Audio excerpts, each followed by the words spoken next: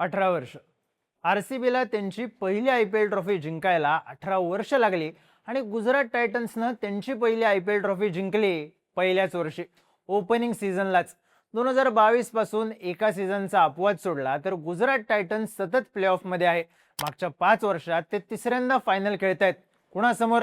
तर मागच्या 2 वर्षात फट्टेवारी खेळणाऱ्या रॉयल चॅलेंजर्स बँगलोर समोर. पॉइंट्स टेबलमध्ये पहिल्या 2 नंबरवर असलेल्या क्वालिफायर 1 खेळलेल्या 2 टीम्स आता फायनल खेळतील.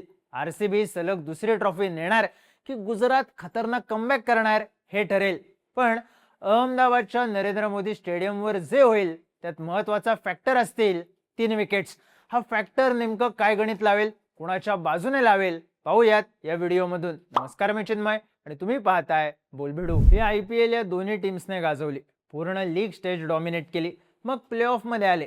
आरसीबीने पहिल्या क्वालिफायरला गुजरात टायटन्सला 1 साइड हरवलं, पण गुजरात टायटन्सने राजस्थानला 1 साइड हरवून कमबॅक केलं. त्यात ज्या पद्धतीने या दोन्ही टीम्सने पूर्ण लीग स्टेजमध्ये डॉमिनन्स दाखवला ते बघता ते फायनल खेळणं डिझर्व करतात. इतर टीम्स यांच्यासमोर फारशा टिकल्या नाहीत, पण मागच्या 15-16 मॅचेसमध्ये कोण किती भारी खेळलं यापेक्षा महत्त्वाचं असतं फायनलमध्ये शेवटी प्रेशर कोण घेतं. या IPLच्या फायनल शोडाऊनमध्ये मॅटर काय करेल ते टप्प्याटप्प्यात समजून घेऊ. दोन्ही टीम्स कागदावर बघितल्या तर आरसीबी भक्कम आहे. त्यांचा सगळ्यात मोठा प्लस पॉइंट आहे बॅटिंग ऑर्डरमध्ये असलेली डेप्थ. विराट कोहली आरसीबी साठी ओपन करेल.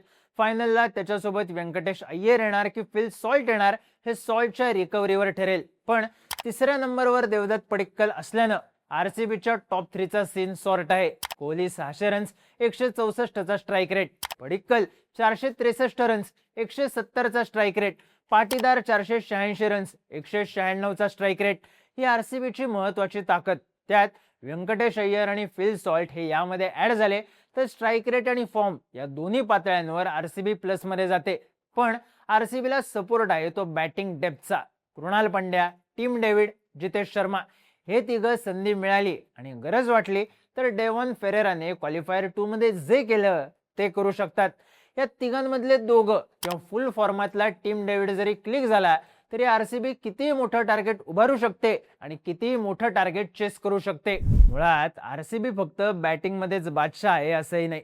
मागच्या 2 सीझनमध्ये आरसीबीने भारी बॉलर्स टीम मध्ये घेतले आहेत आणि ते चांगलं परफॉर्म सुद्धा करतायत.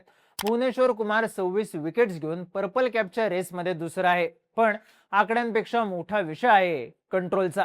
आरसीबीचे हेझलेश्वर म्हणजे भुवनेश्वर आणि हेझलवूड पहिल्या स्पेलमध्ये रन्स रोखतात, प्लस विकेट्सही घेतात.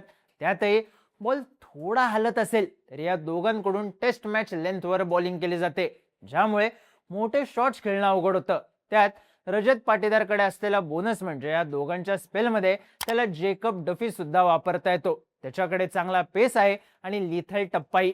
मिडल ओव्हर्समध्ये कसर भरून काढायला कृणाल पंड्या, रसिक सलाम आणि गरज लागलीच तर रोमारिओ शेफर्ड येऊ शकतो. सलामने गुजरात टायटन्स विरुद्धच डबल विकेट मिडन टाकून मॅच फिरवलेली. त्यात जर स्पिनिंग ट्रॅक असेल तर सुयश शर्मा प्लस कृणाल पंड्या हे डेडली कॉम्बिनेशन आरसीबीला वापरता येईल. थोडक्यात आरसीबीकडे बोनस आहे तो कागदावर कंप्लीट टीम असण्याचा. असाच बोनस अर्थात गुजरातकडे आहे तो होम ग्राउंडवर IPL फायनल होत असल्याचा. अहमदाबादचं मोदी स्टेडियम हे जीटीचं होम ग्राउंड. या सीझनला जीटी इथं झालेल्या 7 मॅचेसपैकी 5 मॅचेस जिंकले.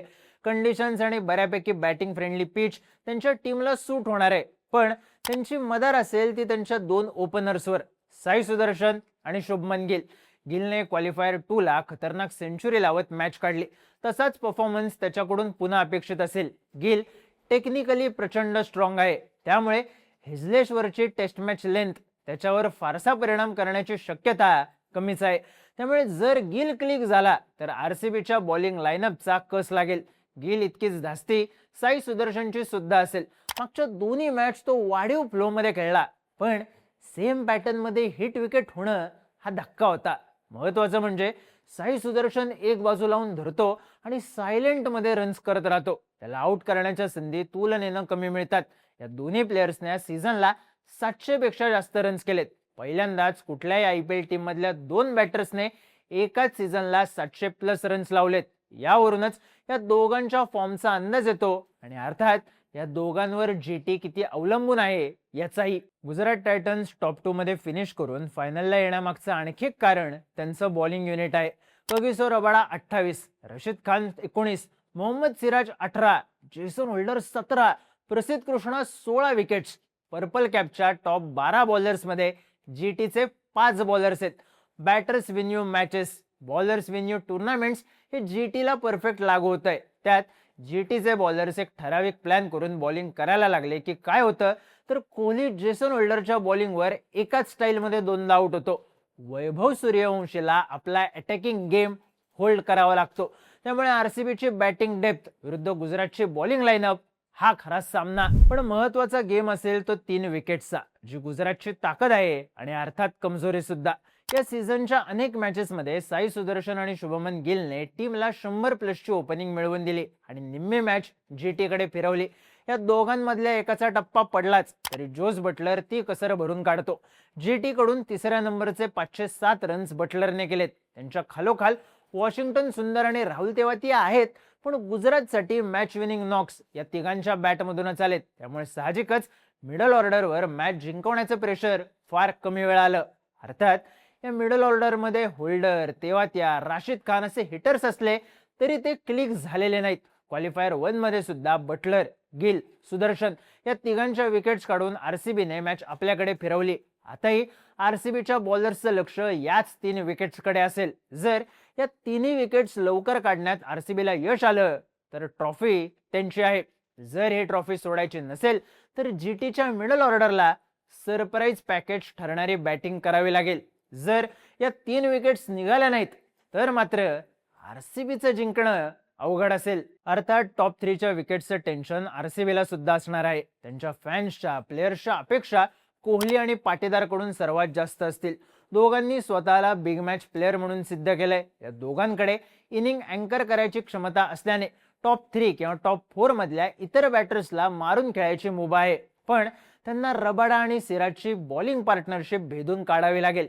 हे दोघं अगदी सिंक मध्ये बॉलिंग टाकतात, प्रेशर तयार करतात.